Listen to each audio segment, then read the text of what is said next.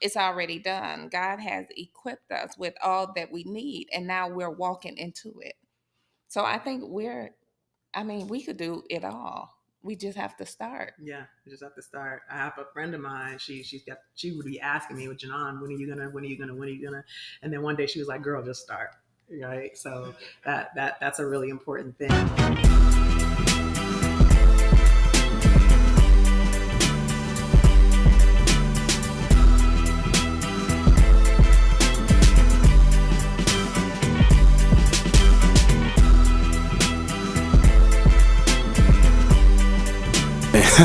Hey, we live now, really. Believe in themselves and to hear, that positive affirmation, to hear that manifestation in their own voice to say, hey, I'm gonna do this year. Hey, I'm gonna be a boss. Hey, I can run my own business. As a woman, how do you feel about that? And how do you feel about trying to empower women and pushing this next generation of women? Actually, period. I'm gonna let her go first because I can talk about that all day. Yeah, I'll let you handle it. But I would say it's very important. I think we have always been strong, more so in the background, but now we're stepping out into it. Because one of my favorite quotes is, "It's already done. God has equipped us with all that we need, and now we're walking into it." So I think we could do it all. We just have to start. Yeah, you just have to start. I have a friend of mine. She would be asking me, "With Janan, when are you gonna?" And then one day she was like, "Girl, just start." Right. So that's a really important thing. But as far as women in leadership, as a CEO, I'm gonna get a little nerdy on y'all right now. So it's okay. If y'all don't know about a company called AMD, AMD is one of the largest semiconductor companies out there today. It's run by a woman. It was turned around by a woman. I want to say like their stock has gone up 300% over the last quarter. Guys, there are so many powerful women out here doing the dang thing.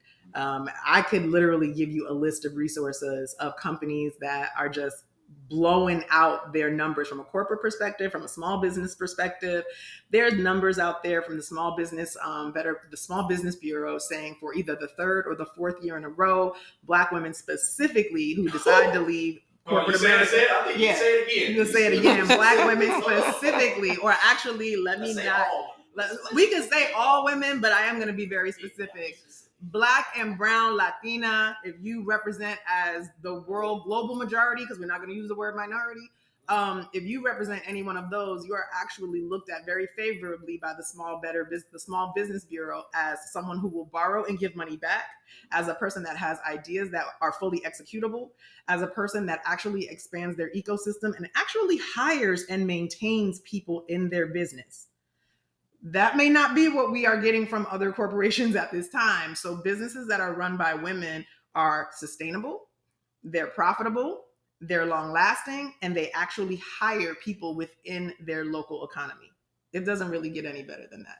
So I feel very strongly about women being in power or leadership. Okay, I like that. But that's exactly how it should be, though. And I feel like the more and more like we kind of expand and we into this crazy world, like the world gets a little crazy every day, if I'm being honest. Yes, but I feel like it's going through a phase to where like you can't hide from the statistics and the facts that at the end of the day, women are doing a damn thing. They're doing that. And this is the kudos to y'all, because at the end of the day, like y'all are putting on an example of just, hey, at the end of the day, we're gonna work hard, we're gonna go ahead and get it, we ain't gonna make excuses. And then at the end of the day, we're gonna put it on our shoulders because we ain't relying on nobody. Yeah.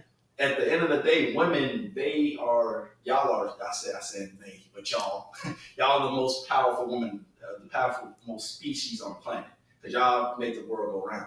Mm-hmm. So me giving y'all flowers, I appreciate y'all and thank you, seriously. But on another note, like, how important do you think it is for young women specifically to? With just trying new things, get into different environments that maybe might be ran by the majority of men that you might not see women in. And sometimes you put a woman in that lane, she might go, like you just said, might be doing better than the man next to her, might be doing better than the CEOs. And sometimes it might be a woman behind that CEO man who actually doing all the work. So You I'm speaking the truth now. You Yeah. are. No, I'm not. My face is like that because she knows that I have strong opinions. So I work in a very male-dominated industry, has been for a very long time. As we well know, these are not unfamiliar statistics where not only for the Black and brown community to be the minority within tech specifically, but for women, I would say specifically for my sub part of tech, I think only 1% of the entire semiconductor industry are women. The entire semiconductor industry. That's crazy. That is banana pants, right? So that just doesn't make sense. But as far as being the only one, there are still fields and industries where women are the only person maybe in a mid-level or a high level. And so as young women are entering a particular field where they feel like I'm the only one, whether it's just the only woman or the only woman of color, a lot of times we want to say, I want to see an example of what I can be. And sometimes that just doesn't exist. It just doesn't exist. And so we can't step into spaces where we have just one person to look at. So if a young woman is looking at expanding her horizons and she's looking at a non-traditional career that would normally be for a woman, I would encourage her specifically to find any mentor, any female mentor, either within that company or just around in general, to help her navigate what she's seeing and what she's feeling so that she can feel strong in what she's doing. But if she doesn't see it there, she may have to be comfortable with being the first one. And that's not always easy.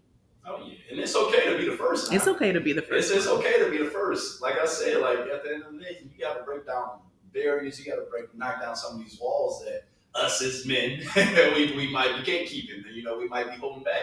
But that's the thing too. Like with what you saying, like you are really, I feel like you're speaking inspiration into some young women out here, and you motivate young women as well. So if you had a young woman who had, I want to say, a product. So say if she had a hair product, let's say that. She had a hair product. She's been making for her cousins or friends, but she don't really know how to get it off the ground. She don't know how to go about it. Like everybody tells her it's good. Everybody tells her they like it. It smells good and all this. But she doesn't know like what to do. So what would your advice be to help her, figure it out? She got this nice hair product, but she doesn't know what to do with it. Everybody tells her it's good. She doesn't know how to sell it. She doesn't know how to monetize. Like what would your advice be? Find a pusher. Because back in the day they had CDs selling them outside in their trunk. So yeah, you have to find someone. A pusher. Yeah. Find a pusher. So that's thing one. I kind of joke, not joke. Find a pusher. And I think two, people really get hung up on what everybody else is doing, or that the field is too saturated. There's already a this, there's already a that. Just find an opportunity to experiment. Because entrepreneurship is different than just making something that you love in the kitchen with your homegirl, right? Start to play with the idea of entrepreneurship. Do I really feel like dealing with accounting? Do I really feel like dealing with all of these other things that come alongside being an entrepreneur? I'll be honest with you, making the product, I could breeze through making product. It's the operational stuff that makes me like scratch my head. Like, am I sure that I really want to do this? So there's a difference between making something for someone, having a passion for making that thing, and actually productizing it and taking it into the world and the requirements that are important for you to do that. So thing one, I would say find a pusher. And thing two, I would say is to start to experiment and play at a very small level of what that business could look like. And then thing three, I would say, is to find a way to get some type of investment, whether that's grants, funding, bootstraps, crowdsourcing, however you can get a couple of dollars to help support that, so it's not personally coming out of your pocket, then that would be great. But the product speaks for itself. Yeah, so if you have a good product, you could go yourself to the different salons or shops. Absolutely. Yeah. And sell it. And try whatever way that comes to you too. A lot of people, I think a lot of times we want to run to the socials. I won't name them because there's so many of them. You want to run to the socials, right? And you want to put your stuff out there, and you think that the algorithm is your friend. The algorithm may not be your friend because you didn't pay the algorithm. When you pay the algorithm, then the algorithm is your friend. So until you do that, you may want to try just going to a beauty salon. right? And be like, girl, try this. You may want to go to your child's school, like whatever avenues that you have available to you already, those are the ones that you want to exhaust, because those are the people that you already probably have some type of relationship with. So that's one thing I would say. Seriously though, and sometimes it's getting out there and just doing the work. Just getting out there, going door to door. Hey, just because we in 2020, you seeing everything happen on social media. Sometimes, hey, guess what? Word of mouth helps too. Yeah. Sometimes you just putting your flyer, you putting your t-shirt, handing out free t-shirts, handing out free flyers. Sometimes doing that and putting them legs back to work, hey, guess what? It's gonna prove dividends in the long run. Yeah. You might have somebody call you who heard about your business through somebody in Texas, just from them walking to a store and seeing your flyer. A friend of a friend. Because what did I tell you? I said it take one person to get your product, and then you just and then you take off. Yeah. Another thing too, just like the nerdy part of me, I was reading some information and they were saying that word of mouth and email marketing still today in 2024 are the number one ways to distribute your business. That's true. And I mean, a lot of people think email isn't. Email is actually top tier, and so is just word of mouth. So that's why I say get you a pusher.